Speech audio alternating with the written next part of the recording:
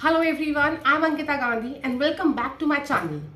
आज हम पढ़ने वाले हैं एक बहुत ही सिग्निफिकेंट रूलिंग के बारे में जो कि कल ही 8 जुलाई को आई है bye honourable supreme court on persons with disability. आप सबको पता है कि एक बहुत ही मेजर हमारे पास एक्ट है, 2016 का एक्ट है, डिसेबिलिटी का एक्ट है, जो कि यूपी जुडिशरी कोर्स में भी है और साथ ही में ये बहुत सारे एग्जाम से भी आता भी है। अगर आप देखेंगे क्लैट का एग्जाम, पीजी का एग्जाम, आई थिंक 2022 का एग्जाम है, जहां पे पूरा का पूरा एक क्वेश्चन ये इनके ऊपर था, राइट।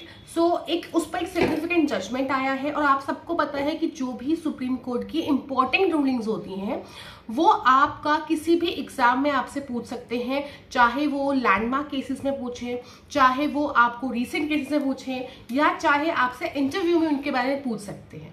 तो आज का केस है हमारे पास Nipun Malhotra versus Sony TV film industries private limited. तो जैसे कि आप समझ चुके हो कि ये जो केस है it is on persons with disability. तो देखिए स्टार्ट करते हैं। 2023 में होता क्या है, एक मूवी आती है आंख में चोली, और ये जो मूवी है it is based upon persons with disability. But इसमें बहुत सारे ऐसे ऐसे क्लिप्स हैं, ऐसी ऐसी चीजें हैं जहां पर अगर आप देखें पर्सन्स विद डिसेबिलिटी को ऐसा लगा कि हमें डिमीन किया गया है, हमारी इंसल्ट हुई है। बहुत सारी चीजें हैं, अगर आप देखोगे ब्लाइंड पीपल के ऊपर है, बहुत सारी चीजें हैं, अगर आप देखोगे आपको पता लगेगा इसके बारे में। उसके बाद निपुन मल्होत्रा जो कि एक यहाँ पे पेटिशनर है, उन्होंने ये केस जो है फाइल किया है। वो खुद से एक डिसेबल्ड पर्सन है, तो वो खुद से जब डिसेबल्ड पर्सन है वो खुद को क्या महसूस करते हैं ये मूवी देखने के बाद, एंड दैट इज व्हेन वो जो है कोर्ट के पास गए। जब कोर्ट के पास गए, प्रोसीडिंग्स चली एंड आज हमारे पास ये डिसीजन आता है, मतलब कल 8 जुलाई को। तो वहां पर बहुत सारी रूलिंग्स दी गई, राइट। तो बहुत सारी चीजें हैं। First thing which I would like to tell you कि इस केस में सबसे इंपॉर्टेंटली 2 टर्म्स को क्लियर किया है। पहली टर्म है डिसेबलिंग ह्यूमर, दूसरी है डिसेबिलिटी ह्यूमर। अगर आप जानते हैं ह्यूमर का मतलब होता है जोक मारना, ठीक है, जोक किया। तो 2 टाइप ऑफ थिंग्स हैं, disabling and disability.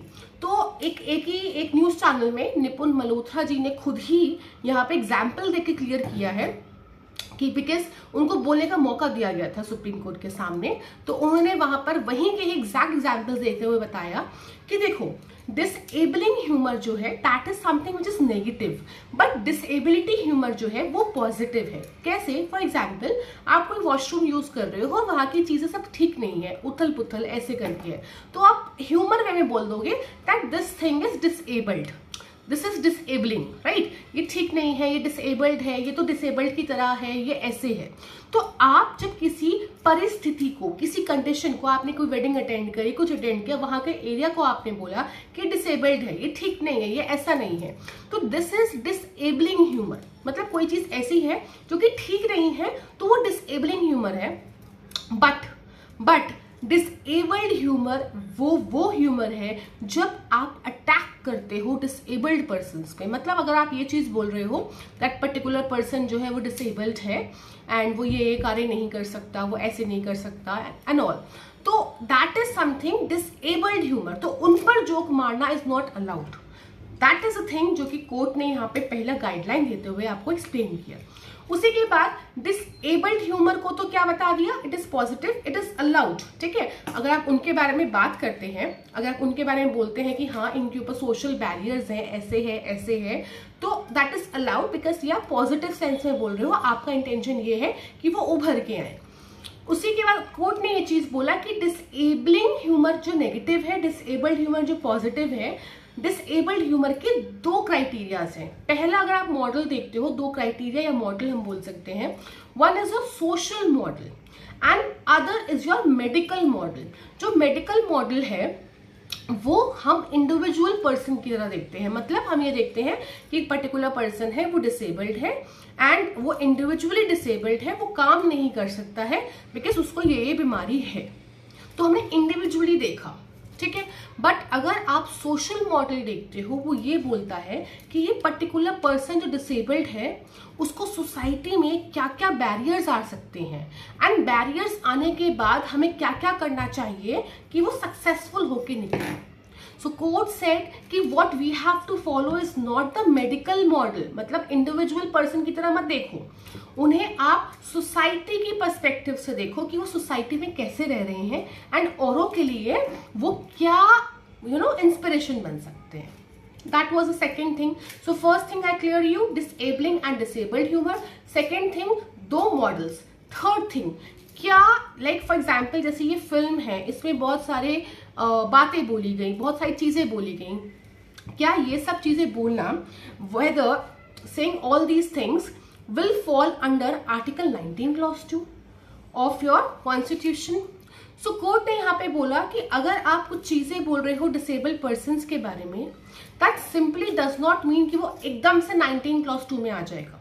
What we have to see is कि उसके पीछे का इंटेंशन क्या था. अगर आप कोई डायलॉग्स बोल रहे हो, ठीक है, मान लो क्रिटिसाइज किया एक पर्सन ने, बाद में आगे जाके उसी मूवी में दिखाया कि उसने गलत किया, देखो ऐसे ऐसा इंटेंशन था, ऐसा नहीं करना चाहिए. तो इंटेंशन क्या था मूवी का? To bring the positive thing, to bring certain positive developments in the society. So what we have to see, not the language. सिर्फ लैंग्वेज नहीं देखनी है, but we have to see the intent behind. यहाँ पे court ने case भी refer किया, Vikas Kumar versus UPSC. ये केस जो है यूपी जुडिशरी जो लास्ट आपका हुआ था उसके प्रीलिम्स में आया भी था. इस केस को रेफर करते हुए किया कि although you are not allowed to use derogatory language, right, but क्या वो लैंग्वेज 19 क्लॉज 2 में फॉल करेगी या नहीं करेगी, दैट विल सोलली डिपेंड कि पीछे मैसेज क्या था और क्या नहीं था. That was the third thing. Fourth thing बताया, अगर आप डिसेबल्ड पर्सन को क्रिप्ट बोलते हो, क्रिप्ट का मतलब वो होता है जिसकी टांगे नहीं है, कोई कार्य नहीं कर सकता, उठ नहीं सकता, तो कुछ वर्ड्स बताए which are simply not allowed, वो आप नहीं बोल सकते हो. फर्दर अगर हम चलते हैं गाइडलाइंस में ही देखते हैं, तो एक चीज और है, सिनेमैटिक एक्ट है आपका 1952 का एक्ट है. तो यहाँ पे पिटिशनर ने ये भी बोला कि देखो जब भी कोई मूवी आती है then there is an board है, वो बताता है कि दिस मूवी डेरोगेटरी है, क्या है, क्या एडल्ट मूवी है, कैसी है, सब वो बताते हैं, ठीक है. So it was a advice कि जो एक एडवाइजरी पैनल है सेक्शन 5 ऑफ सिनेमैटिक एक्ट 1952 में, उसमें there should be a person जो कि खुद डिसेबल्ड कम्युनिटी का है, because there is a motto, right, there is a motto. अगर आप देखेंगे ऊपर लिखा भी हुआ है, I think you are not able to see, nothing about us without us. There is a मोटो उनके बारे में ही है, नथिंग अबाउट अस विदाउट अस, कि हमारे बारे में कुछ नहीं हो सकता जब तक हम नहीं हैं. सो पिटिशनर ने यहाँ पे ये चीज बोली कि हमें भी उस एडवाइजरी बोर्ड में इंक्लूड करना चाहिए, ताकि जब भी कोई भी मूवी या कोई भी ऐसे सीन्स आते हैं जो डिसेबल्ड के बारे में है, तो हम एज पर्सन खुद सोच सकते हैं कि अगर हम यहाँ पे हैं तो कैसे बीतेगी, राइट. सो इसको कोर्ट ने लिया रिकमेंडेशन में, बट कोर्ट ने यहाँ पे ऐसा कोई रूल नहीं किया कि यस इंक्लूड होना चाहिए. कोर्ट ने ये अथॉरिटीज पर ही छोड़ दिया कि हमारे पास जो ये एक्ट है 1952 का, उसमें एडिक्वेट प्रोविजंस है टू इंक्लूड और नॉट इंक्लूड. ये काम पार्लियामेंट का है, parliament will do it. Rulings को, गाइडलाइंस को और आगे बढ़ाते हुए मीडिया पर भी कुछ बातें बताई गई कि जो विजुअल मीडिया है, विजुअल मीडिया को अपना कंटेंट ऐसे रिप्रेजेंट करना चाहिए ताकि वो सिर्फ ये ना दिखाए कि सोशल बैरियर्स क्या क्या उनको देखने पड़ रहे हैं डिसेबल्ड पर्सन्स को, रैदर वो ये दिखाए कि वो कैसे उनसे उभर के आए एंड उनकी सक्सेस स्टोरी क्या है. ये दिखाओ कि वो सक्सेसफुल हुए, ताकि लोग जो है मोटिवेट हुए और डीमोटिवेट ना आए. लास्टली जो एक चीज बोली गई, that was on there is a convention, right, convention on disabled persons. ये कन्वेंशन है, बोला गया इसमें भी रिक्वायर्ड है कि हम जो प्रोविजंस रखें वो रखें जो कि हम किस पर्सपेक्टिव से सोच रहे हैं कि आप खुद डिसेबल्ड हो. So there is a requirement कि उसमें भी कुछ चेंजेस लाया जाए एंड उन्हीं प्रोविजंस को इम्प्लीमेंट किया जाए जो कि खुद से डिसेबल्ड जो है अग्री करते हैं, तो उनको कंसल्ट करना is very much required. So that was a basic things यहाँ पे बताई गई, बट ये रूलिंग बहुत ही रिक्वायर्ड था, मच रिक्वायर्ड था. अब आप देखो ये जो रूलिंग है आपका कॉन्स्टिट्यूशन भी कवर कर रहा है, आपका सोशल मीडिया कंटेंट भी कवर कर रहा है, आपके लैंडमार्क केस में भी है ये ruling, and that's why this has become a significant. अगर आप कहीं भी पढ़ोगे ये लाइन ही यहाँ से शुरू हो रही है, on the significant judgment and petitioner here was Nipun Malhotra.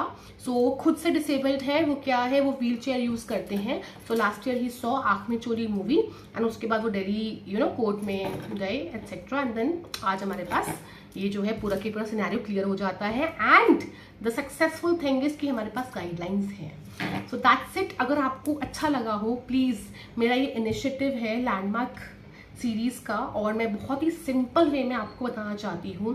मैं बहुत अच्छा कंटेंट आपको प्रोवाइड करना चाहती हूँ. तो आप लाइक ज़रूर कीजिए, शेयर कीजिए, बिकॉज उससे क्या होगा, जैसे जैसे हमारे सब्सक्राइबर्स बढ़ेंगे इससे मोटिवेशन आएगी and it will help me to put more and more videos on the social media content. That's it. Thank you so much. Please do like, share and subscribe.